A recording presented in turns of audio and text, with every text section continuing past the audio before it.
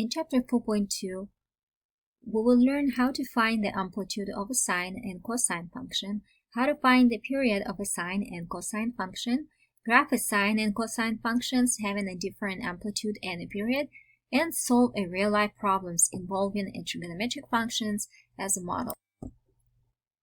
Let's first sketch the graph of y equals 2 sine x for x from 0 to 2 pi. The coefficient 2 on the right will simply multiply all the y values by 2. This picture shows two graphs.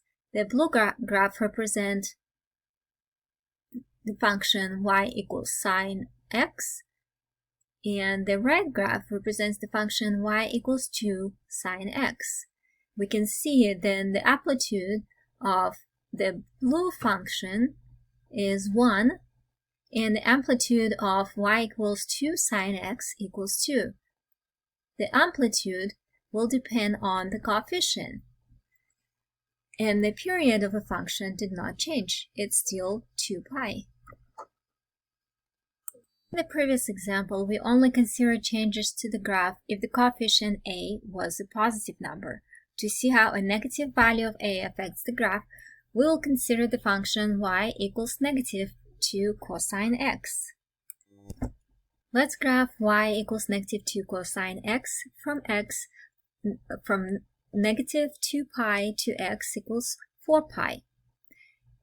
If we had the table of values, we will see that each value of y on the graph of y equals negative 2 cosine x will be opposite corresponding value of y on the graph of y equals 2 cosine x. So here's in the blue our function y equals 2 cosine x. In the red, we see the function y equals negative 2 cosine x. And the red function is reflected about the x-axis. Therefore, we can make a conclusion that if a is negative, then the graph of y equals a sine x and y equals a cosine x will be sine and cosine graphs that have been reflected about the x-axis. The amplitude will still be absolute value of a. Up to this point, we have considered the effect that the coefficient which multiplies the trigonometric function has on the graph. Now we'll investigate what happens if we allow the input variable to have a coefficient. Input is formally called the argument of the function. Let's graph y equals sine 2x for x equals 0 to 2 pi. How coefficient 2 in y equals sine 2x affects the graph, we can make a table in which the value of x are multiplied or multiples of pi over 4. Here's our table. X equals 0, pi over 4, pi over 2, 3 pi over 4, and so on. Finding the value of y by substituting value of x in the function y equals sine x, we get the following points. Plot these points on the graph. In the blue shades, we see the graph of y equals sine x. In the red color, we see the graph of y equals sine 2x. The amplitude of both graphs is the same, 1. The period of graph y equals sine 2x now changed. It's equal to pi. We can see that between 0 and 2 pi, this graph repeats twice.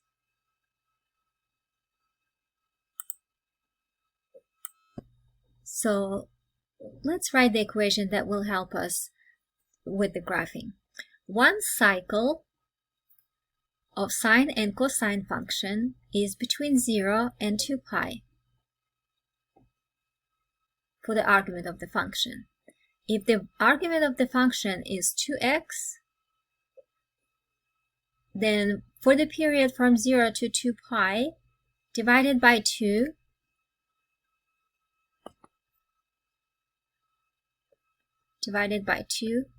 all three sides, will give us the period from 0 to pi.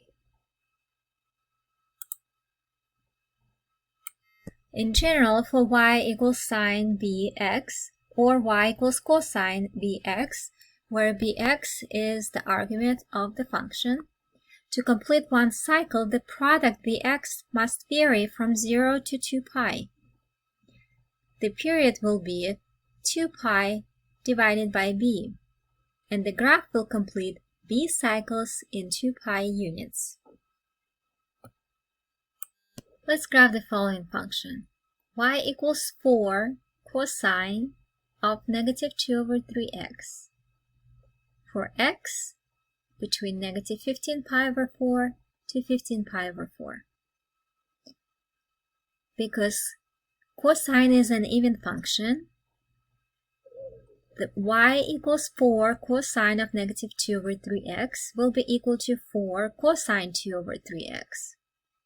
Now let's construct the frame.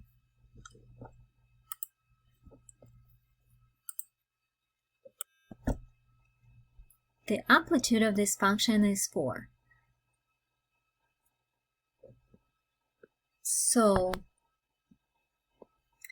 the y will be from negative 4 to positive 4.